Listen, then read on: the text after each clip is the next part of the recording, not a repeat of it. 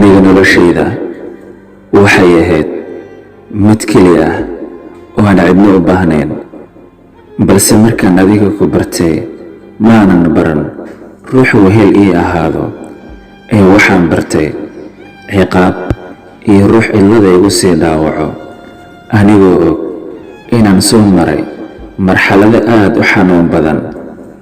si kastoo aan kuu dareensiiyo dareenka aan kuu qabo, marnaba ma aaday dareemi jirin, waayo waxaad ahayd ruux dhan kale u janjeero.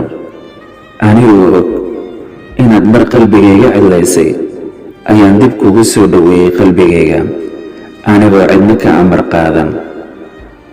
noloshayda waxay ahayd mid keli ah oo aanan cidna haysan, laakiin sidaa doonta ayaad ka samaysatay. kuma eedaynayo, waayo waxaad tahay ruux markastay dhiba, naftana cadaadiyo, haddana kaama fogaan karo. waa maxay sababta aan kaaga fogaan karin?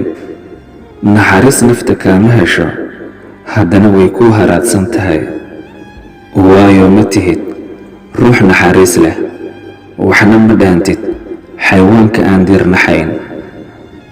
wax kastoo igu dhacay way dhaceen, ilin kastoo dartaa iiga timid, haddana natiijadeeda ayaa ah inaan marnaba ku heli doonin.